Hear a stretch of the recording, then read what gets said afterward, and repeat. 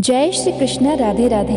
तो बंधुओं, आज हम इस वीडियो में जानेंगे कि वर्ष 2025 में एकादशी कब कब पड़ेगी। जानिए सही दिन व तारीख क्या है। जनवरी से लेकर दिसंबर तक की संपूर्ण एकादशी व्रत तिथि को जानेंगे इस वीडियो में। लेकिन वीडियो शुरू करने से पहले अगर आप इस चैनल पर नए हैं और आपने अभी तक इसे सब्सक्राइब नहीं किया है तो आज ही चैनल को सब्सक्राइब करके बेल आइकन को प्रेस कर दीजिए ताकि हमारी वीडियोस की नोटिफिकेशन आपको मिलती रहे।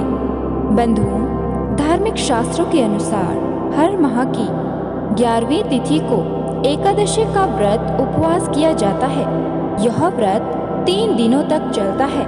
इसमें दशमी तिथि की रात्रि से व्रत के नियम लेकर 11 के दिन उपवास रखकर तथा द्वादशी तिथि के दिन पारण के पश्चात ही व्रत पूर्ण होता है।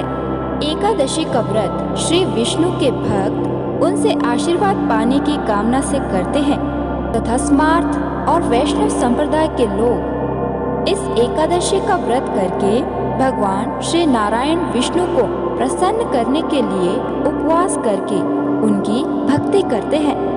आइए जान लेते हैं 11 व्रत की विशेषता, लाभ और मंत्रों के बारे में। वर्ष भर सभी एकादशियां अनेक पापों का नाश करने वाली मानी जाती है। इस दिन भगवान विष्णु का पूजन तथा विधान करने से पुण्यों की प्राप्ति होती है। एकादशी का दिन पितरों को मुक्ति के लिए बहुत खास है, क्योंकि जिन पितरों को मोक्ष प्राप्त नहीं हुआ है उनके लिए इस दिन 1 लोटे पानी में थोड़े से काले तिल मिलाकर दक्षिण दिशा की ओर मुख करके पितृ तर्पण करने से पितरों को मोक्ष प्राप्त होता है। ऐसी मान्यता है कि एकादशी व्रत की कथा सुनने मात्र से यह उपवास करने वालों का यश वैभव संसार में फैलता है। एकादशी के दिन श्री नारायण की पूजा के लिए नारियल, नींबू, नैवेद्य, ऋतुफल आदि वस्तुओं को एकत्रित करके इससे विष्णु जी का पूजन करने तथा रात्रि जागरण करने से सभी तरह के पापों, संकट से मुक्ति मिलने के साथ ही जीवन में खुशियों का संचार होता है।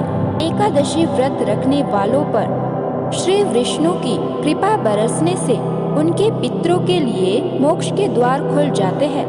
एकादशी का व्रत करने मात्र से जन्म जन्मांतर के पाप नष्ट होकर यह मोक्ष तथा जन्म मरण के चक्र से मुक्ति दिलाता है। यह एकादशी सभी पापों को नष्ट करने वाली मानी गई है तथा इस व्रत से व्रतधारी के परिवार के लोगों को इसका पुण्य फल मिलता है। वर्ष भर में आने वाली सभी एकादशी के व्रत को अत्यंत पवित्र एवं जीवन के अंतिम समय में वैकुंठ दिलाने वाली तथा परिवार को हर कष्ट से मुक्ति देने वाली मानी गई है। एकादशी की रात्रि को सोना नहीं चाहिए। इस व्रत में पूरी रात जागकर श्री विष्णु की भक्ति करनी चाहिए।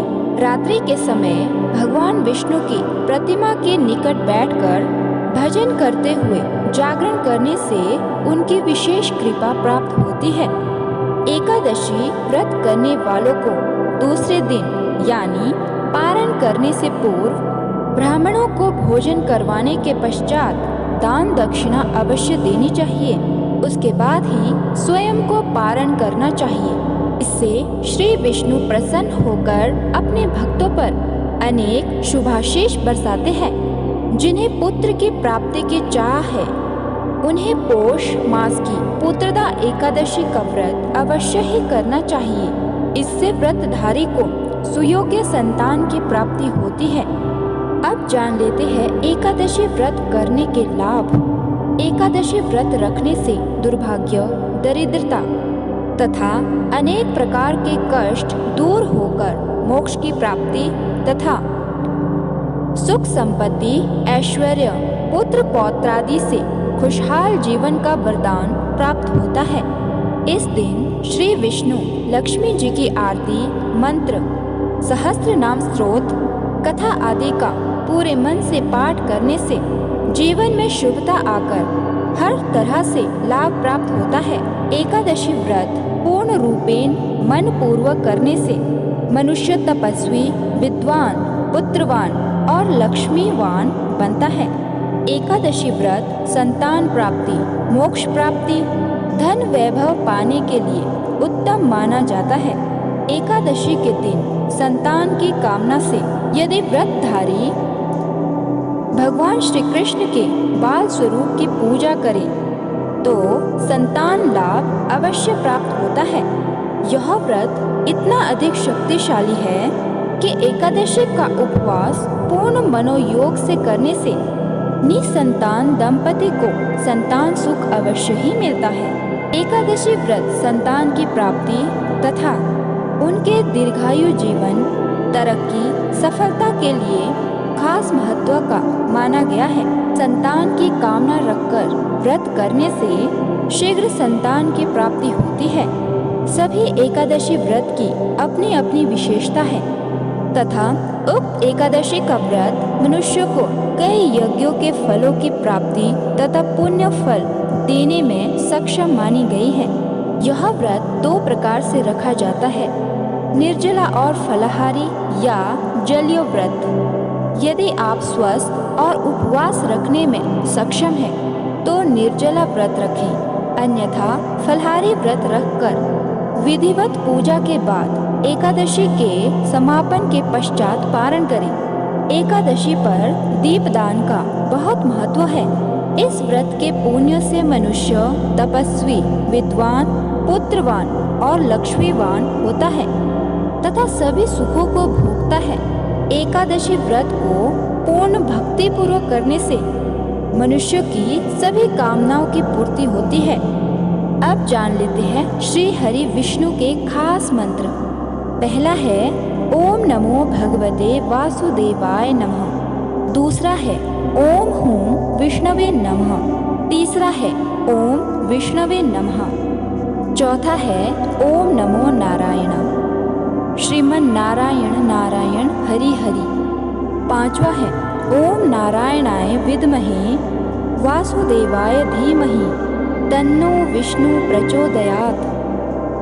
अगला है श्री कृष्ण गोविंद हरे मुरारी हे नाथ नारायण वासुदेव। अगला है ओम ह्रीं श्रीं लक्ष्मी वासुदेवाय नमः। अगला है ओम नारायणाय नमः। तो बंधुओं, अब जान लेते हैं कि वर्ष 2025 में एकादशी कब कब पड़ेगी। 10 जनवरी 2025 दिन शुक्रवार, पोष पुत्रदा एकादशी। 25 जनवरी 2025 दिन शनिवार, षटतिला एकादशी। 8 फरवरी 2025 दिन शनिवार, जया एकादशी। 24 फरवरी 2025 दिन सोमवार, विजया एकादशी। 10 मार्च 2025 दिन सोमवार, आमलकी एकादशी। 25 मार्च 2025 दिन मंगलवार, पाप मोचिनी एकादशी। 8 अप्रैल 2025 दिन मंगलवार, कामदा एकादशी। 24 अप्रैल 2025 दिन गुरुवार, वरुथिनी एकादशी। 8 मई 2025 दिन गुरुवार, मोहिनी एकादशी। 23 मई 2025 दिन शुक्रवार, अपरा एकादशी। 6 जून 2025 दिन शुक्रवार, निर्जला एकादशी। 21 जून 2025 दिन शनिवार, योगिनी एकादशी। 6 जुलाई 2025 दिन रविवार, देवशयनी एकादशी। 21 जुलाई 2025 दिन सोमवार, कामिका एकादशी। 5 अगस्त 2025 दिन मंगलवार, श्रावण पुत्रदा एकादशी। 19 अगस्त 2025 दिन मंगलवार, अजा एकादशी। 3 सितंबर 2025 दिन बुधवार, परिवर्तनी एकादशी। 17 सितंबर 2025 दिन बुधवार, इंदिरा एकादशी। 3 अक्टूबर 2025 दिन शुक्रवार, पाम्पा कुशा एकादशी। 17 अक्टूबर 2025 दिन शुक्रवार रमा एकादशी। 2 नवंबर 2025 दिन रविवार देव उत्थान एकादशी। 15 नवंबर 2025 दिन शनिवार उत्पन्ना एकादशी। 1 दिसंबर 2025 दिन सोमवार मोक्षदा एकादशी। 15 दिसंबर 2025 दिन सोमवार सफला एकादशी।